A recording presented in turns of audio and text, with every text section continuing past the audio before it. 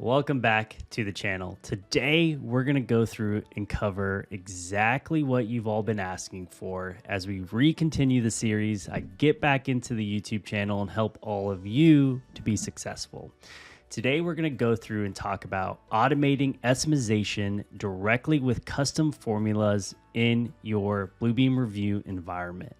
So without further ado, let me help you excel in automating your quantity takeoffs directly in Bluebeam.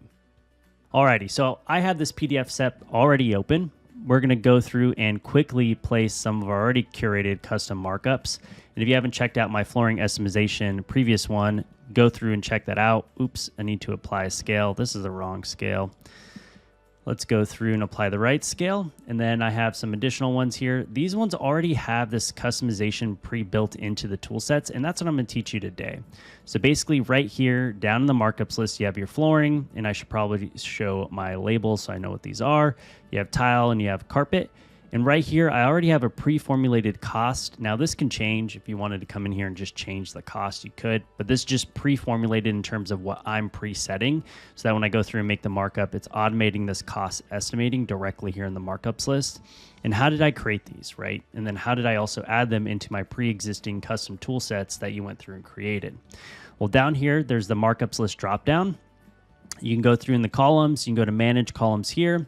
You can go through and look at your display order. Really what we want to go through and do is custom columns. So I'm going to go through and actually delete these so that I can show you exactly how I created them. Look, they're gone. They're not already preset. If I go through and click this markup and go to properties, this is a little bit foreshadowing, but there's no custom columns. So let's go through and quickly create those. I'm going to go to the markups list columns. I'm going to go to manage columns, custom column, and add a new custom column. This first one's going to be cost because I need to associate a cost. Now, this is going to be a numerical. You can do any type of option that you want, but this first one is a numerical. I need to give it a base cost.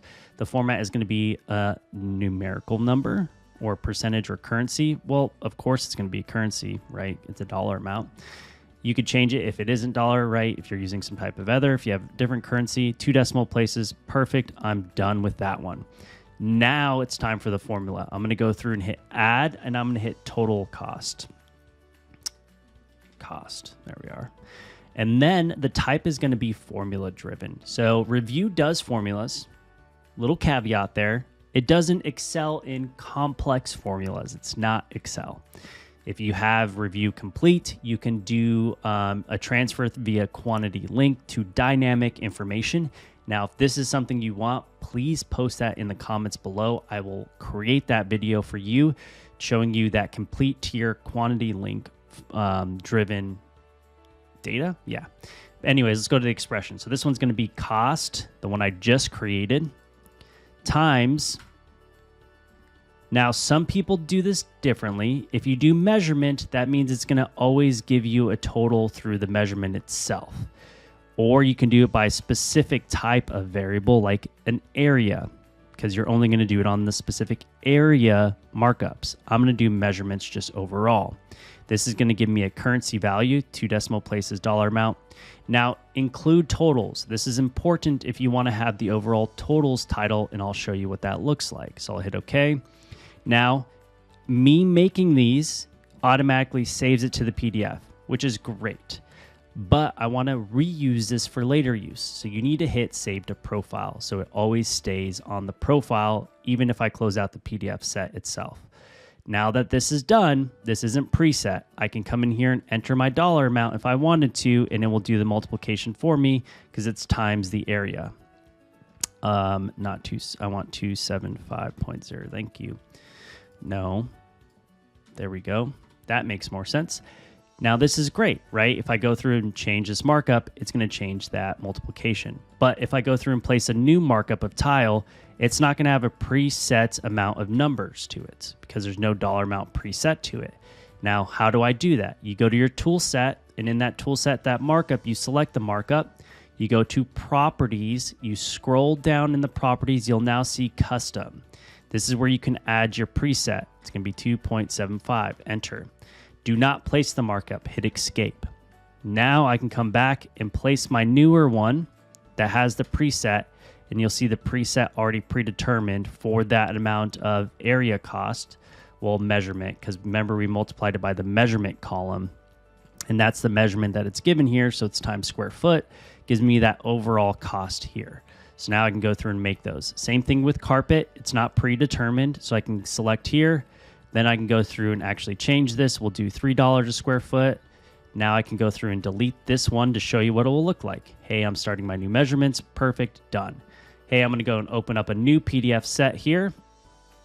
Now I can come over to here and I can place a new one. I know this isn't carpet, everybody, it's a structural set, but just to show you, this is 3/32. Perfect, right? Automatically dumps that cost right here, gives you an overall cost. So going back to this PDF, that is how you quickly create custom formulas and automate this process of documenting. Wait, I forgot one thing. This is the totals, by the way. So if you didn't include the totals, go back here. If I didn't go through and include this totals, it wouldn't total all of those individual items. Because what I could do is here, I could say, well, you know what? I want to sort my data by subject. Perfect. Or maybe I want it all the flooring. So now you'll know all your floorings, right? So you can go and do that by a subject if you wanted, or you can go and do that by label. So it breaks out the carpet label itself. So again, just being able to organize your data a little bit differently. So you have your grand totals. Now, that is completing and automating your totals. So hopefully this helps you all move forward in estimating in Revu. Again, if you have any questions, I'm back into creating videos for all of you. Please leave them in the comments. If you want a specific video for you, I will go through and create it. But I truly appreciate you joining in and watching this video, and make sure you check out my latest video right here. And now, until next time, I'll see you all on the next tip video.